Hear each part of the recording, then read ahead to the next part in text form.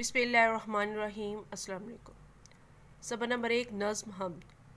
نظم لاطینی زبان کا لفظ ہے جس کے معنی پیرونا اور اصطلاحی معنی لڑی میں پیرونا ہے۔ آج ہم نظم حمد کی پڑھائی اور اس کی تشریح کریں گے۔ یہ میدانوں صحرا بنائی ہے کس نے، یہ پلکاتے دریا بہائی ہے کس نے، ہمارے خدا نے، ہمارے خدا نے۔ نظم کے پہلے بند میں شاعر سوالیہ انداز اختیار کرتے ہوئے کہتا ہے کہ وسیع الارض میدان اور صحرا کس نے بنائے ہیں، دور دراز تک بہتے ہوئے بل کھاتے دریا کس نے بہائے ہیں۔ میدانوں کی وسعت ہو یا صحراؤں کی ویرانی، سمندروں کی وسعت ہو یا دریاؤں کا پانی، ہر چیز کو بنانے والا ہمارا خدا ہے۔ یہ گلشن میں پھولوں کی رنگین قطاریں بکھیری ہیں کس نے چمن میں بہاریں، ہمارے خدا نے، ہمارے خدا نے۔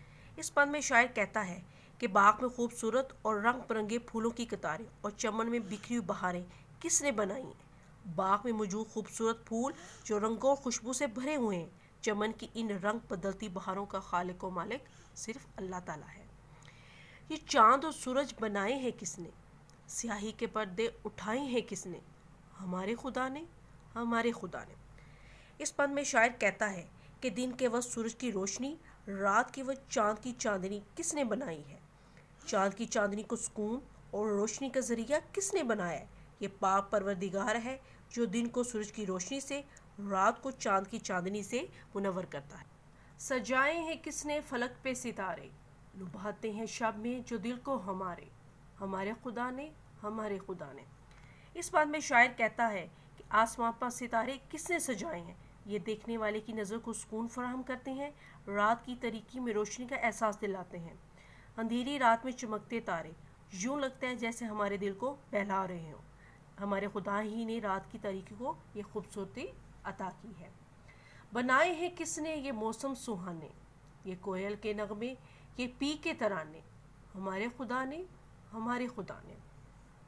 اس بات میں شاعر کہتا ہے کہ رنگ بدلتے موسموں کو تخلیق کرنے والا کون ہے، وہ اللہ پاک ہے جو موسموں کو تبدیلی کے حسن سے نوازتا ہے۔ ایک موسم کے بعد دوسرا موسم آتا ہے۔ باغوں میں خوبصورت پرندے اپنے انداز سے اللہ تعالیٰ کی حمد بیان کرتے ہیں، کوئل کے نغموں اور پپیہے کی آواز میں صرف اور صرف اللہ تعالیٰ کی حمد کے ترانے ہیں۔ ہمیں بھوک کے وقت کس نے کھلایا، ہراس اور خطروں سے کس نے بچایا، ہمارے خدا نے، ہمارے خدا نے۔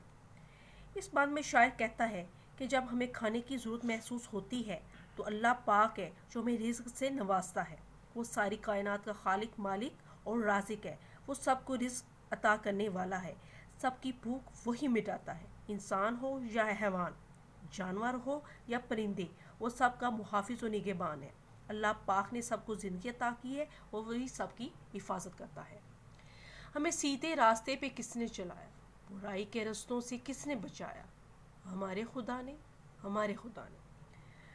نظم کے آخری بند میں شاعر کہتا ہے کہ اللہ تعالیٰ نے نہ صرف ہمیں پیدا کیا ہے، ہمیں رزق عطا کیا ہے، بلکہ درست اور غلط راستے کی تمیز سکھائی ہے۔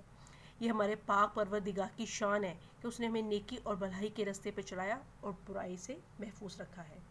پیارے بچوں، نظم میں سے 10 کثیر و انتخابی سوالات بنائیں۔ والسلام۔